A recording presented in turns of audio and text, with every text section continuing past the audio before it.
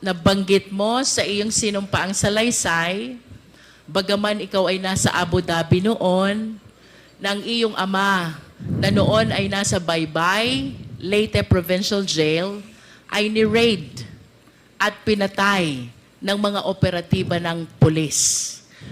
Nasa Abu Dhabi ka noon at ikaw ay nagtiwala lamang sa testimonya ng mga taong naruroon sa insidente.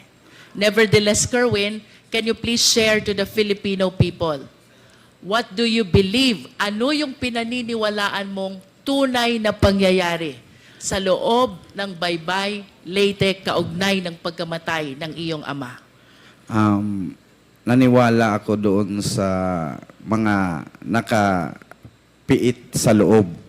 Kasi sila ang nakakita at kitang-kita nila sa dalawang mata at narinig nila ang mga putukan. Kitang-kita nila from the very beginning, pagpasok sa selda ng aking ama. Kerwin, kung nakikilala mo itong mga taong tinukoy ng iyong mga source, maari mo bang banggitin sino itong mga polis na pumasok sa selda ng iyong ama? Sa sinabi ng aking source, ang pumasok doon si Leo Laraga. Leo Laraga, siya talaga ang kumitil sa buhay ng papa ko. Leo Laraga. Laraga.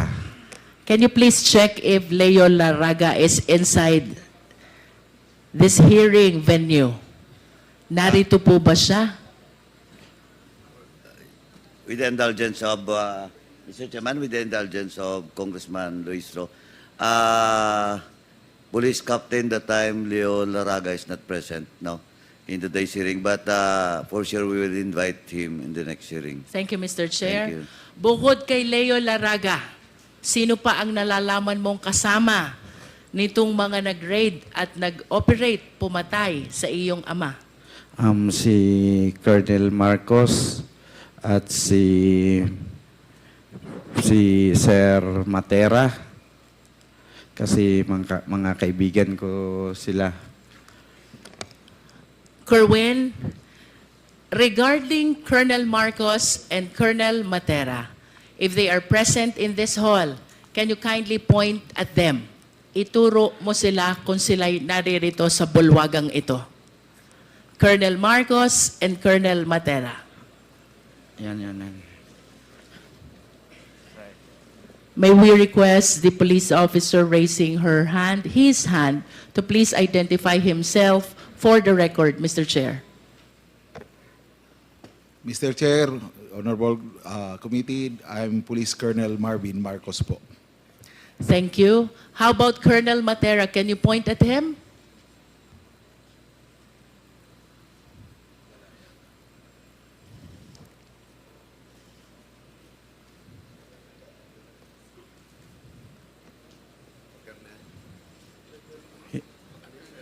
Hindi, wala dito. Hindi ko nakita. It's okay, Kerwin, if Colonel Matera is not present in the hall. Okay lang yon. Po.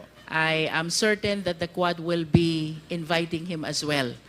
Kerwin, bukod sa mga nabanggit mong pangalan, meron ka pa bang kayang tukuyin na kasamang pumasok, nag-raid, at pumatay ayon sa'yo at sa mga sources mo kay Mayor Espinosa?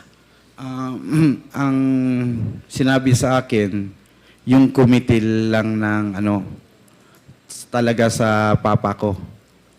Na kasi humihingi ng ng papa ko, nagsasalita siya na, "Wag po, sir.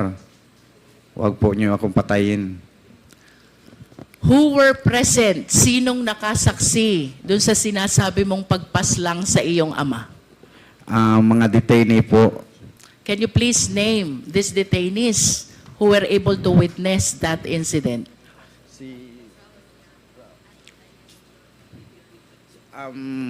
A certain Dondon na taga sa amin sa Albuera. At si Raul Yap na matay naman yun. Patay man si Raul Yap. At si Ruben, a certain Ruben, dalawa, tatlo sila, pero yung isa, tatlo yung ano ng daddy ko kasama niya sa selda, nag-a-assist sa kanya. Yung isa, patay na po, namatay din kasama How yung about the daddy other ko. one who is he still living? The other one? Opo, Your Honor. What is his name? A certain Don. A certain Don Don. Oo. And can you please share with us, ano ho ba yung nalalaman yung pangyayari dito sa pagkamatay ng inyong ama? Pumasok, and then what happened next? Ang una nilang ginawa daw, sabi sa aking source, pinapiwis the wall muna yung mga pulis. Can you please illustrate? Maaari mo bang ipakita sa amin paano ba yung face the wall so the Filipino people will understand? Dito ko lang po gawin sa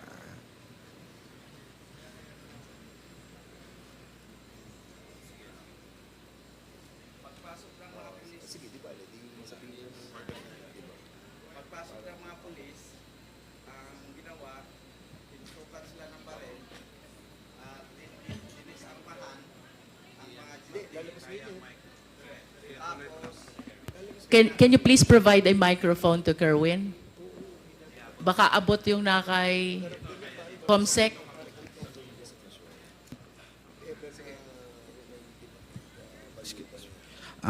Ganito po ang sinabi sa akin na nangyari nung raid. Pumasok yung mga operatiba at dinisarmahan ang mga on duty sa oras na yon. Nung pagkatapos nilang nadisarmahan, ganito po, pinapace the wall sila.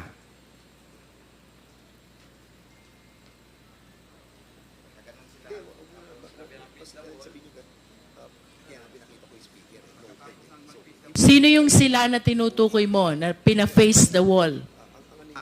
Mga duty po. Judy, ang Opo. pina-face the wall. Oh. And then? Then, pinaluhod sila na sinabihan daw na huwag kayong titingin. You are referring to the jail guards. Yes. Yung bantay Oh, sa mga bilangguan. bantay. Opo. Pina-face the wall, pinaluhod, wag titingin, and then what happened next? Hinanap nila ang hard drive ng CCTV. Nung nakita na siguro nila, pinatay at binitbit yung hard drive ng CCTV. Can you please identify the name of the one who took the hard drive? Sino pong kumuha ng hard drive? Nakikilala niyo po ba ayon sa inyong source? Mga pulis daw kasamahan sa pag-raid ng Baybay. Please proceed. After taking the hard drive, ano pong sunod na nangyari? Kinuha yung susi sa selda. Tapos binuksan, dumiretso na, pagpasok sa, may pintuan pa yun bago yung selda ng papa ko. Parang main door siguro ng compound. Binuksan, tapos diretso na doon, papunta sa selda ng papa ko. Tapos yung selda ng papa ko, may kadina at padlock. Binuksan rin, kinuha yung susi noon, binuksan, tapos ang sabi, walang salitang sinabi, kundi ang papa ko lang ang narinig na nagsasalita. Sir, wag niyo akong patayin. Diretso, putok na, pumpung. Tapos, yung katiwala niya, gustong yumakap sa kanya, i-try i-save siya, binaril din. Sino itong katiwalang Raul Yap. Raul Yap. Opo. Anong ginawa nitong pangatlo na kasama pa? Nakalublob sa ilalim ng tarima. Ano yung tarima? Yung higaan po, Your Honor. Nalalaman mo ba kung ilan ang naging tama ni Mayor Espinosa?